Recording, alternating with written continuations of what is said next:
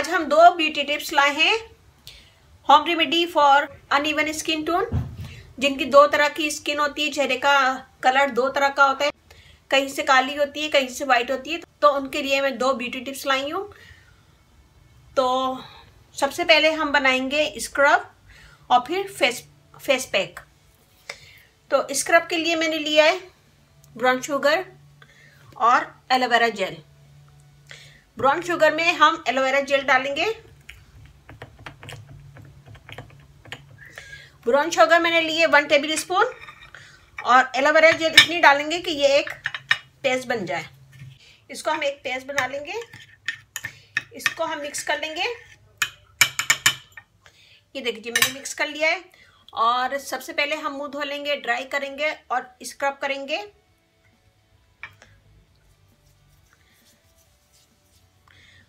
Scrub करें पूरे चेहरे पे और वहां ज्यादा करें जहाँ की स्किन आपकी ब्लैक है। ये प्रॉब्लम माथे पे ज्यादा होती है तो वहां पे ज्यादा करें स्क्रब। जहाँ की आपकी स्किन ब्लैक है वहां करें स्क्रब।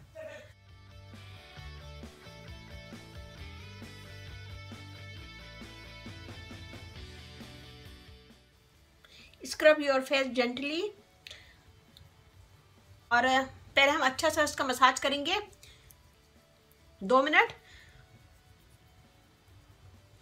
इसमें ब्राउन शुगर डालिए। ब्राउन शुगर से आपकी स्किन क्लियर होगी, डेड स्किन दूर होगी। और एलोवेरा जेल से स्किन वाइट होगी और ये हेल्प करता है स्किन को इवन स्किन करने में। ये देखें ऐसे करें स्क्रब और उसके बाद 5 मिनट छोड़ दें और फिर ठंडे पानी से मुंह धो लें। ये हो गई हमारी नंबर 1 टिप स्क्रब। और अब हम फेस पैक बनाएंगे। फेस पैक के लिए मैंने लिया 1 टेबल स्पून भर के लिए मैंने। इसमें हम थोड़ा थोड़ा मिल्क डालेंगे।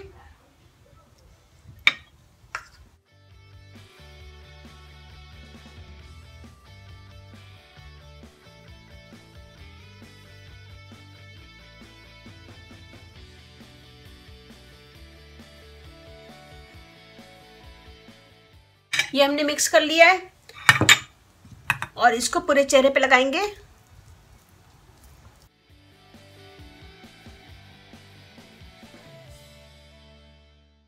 ये देखें ये ड्राई हो गया है। मैं एक दफा और लगाऊंगी इसके ऊपर।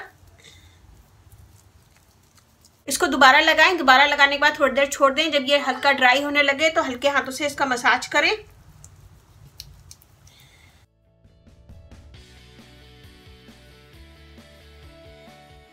इसका मसाज करें 2 से 3 मिनट। फिर उसके बाद ठंडे पानी से मुंह धो लें। ये देखिए जी अपने हाथ धो लिया है। ये स्किन देखें बहुत फर्क पड़ता है इससे। और स्किन आपकी नरम और मुलायम भी होगी और सॉफ्ट होगी, इवन स्किन हो जाएगी। तो ये हमारा फेस पैक रेडी है। और ये स्क्रब बनाएगा ब्राउन शुगर वाला और ये वाला फेस पैक बनाएगा। मुझे बताएगा कैसा लगा। मेरा फेसबुक पेज है, उसे लाइक कीजिएगा, रानी ब्यूटी टिप्स। वहाँ पे भी बहुत सारी वीडियो अपलोड है, वो भी देखिएगा।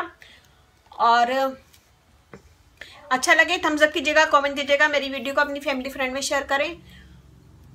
और अब मुझे इजाज़त दीजिए। अल्लाह हाफिज़।